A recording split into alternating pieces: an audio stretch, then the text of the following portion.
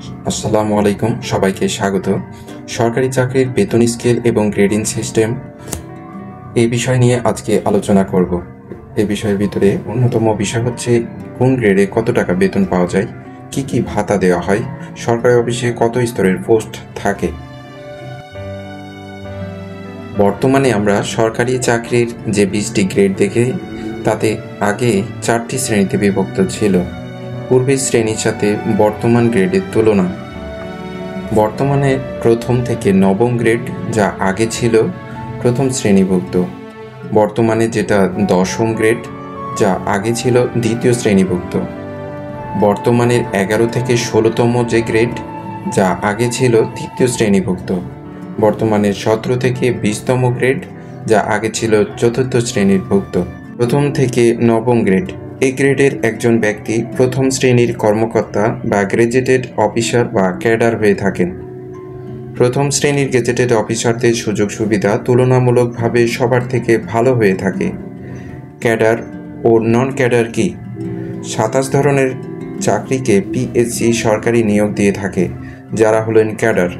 আর cadre বহির্ভূত PSC কর্তৃক অন্যান্য সকল চাকরিকে বলা হয় নন ক্যাডার।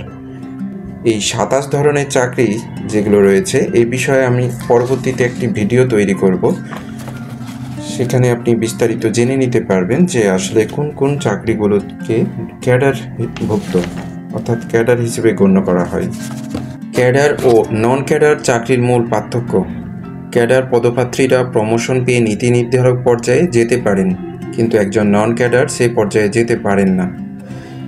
একটি সরকারি অফিসে 4 ধরনের স্টাফ থাকেন। প্রথম স্তরে ক্যাডার, গেজেটেড কর্মকর্তা যিনি।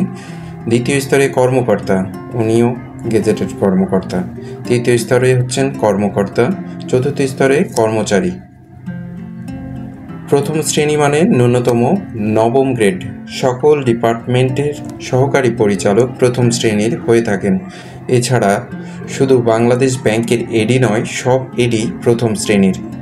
দ্বিতীয় শ্রেণী কেবল দশম গ্রেড, যেমন প্রাইমারি স্কুলের প্রধান শিক্ষক দ্বিতীয় শ্রেণীর অন্তর্ভুক্ত। তৃতীয় শ্রেণীর কেবল 11 থেকে 16তম গ্রেড।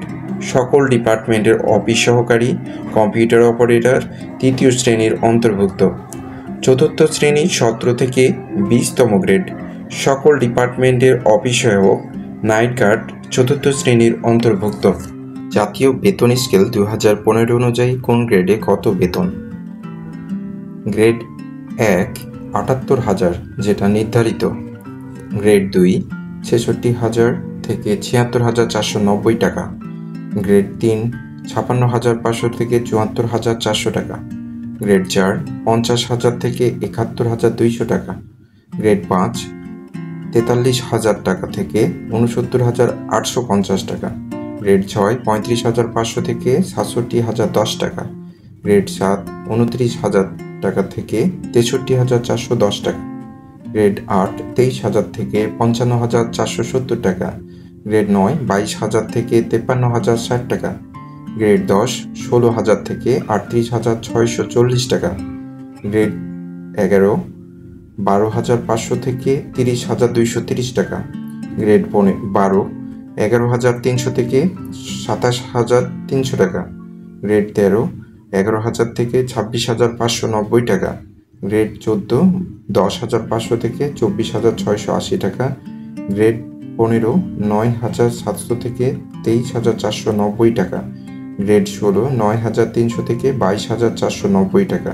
গ্রেড 17 9,000 থেকে 21,800 টাকা। গ্রেড 18 8,800 থেকে 21,310 টাকা।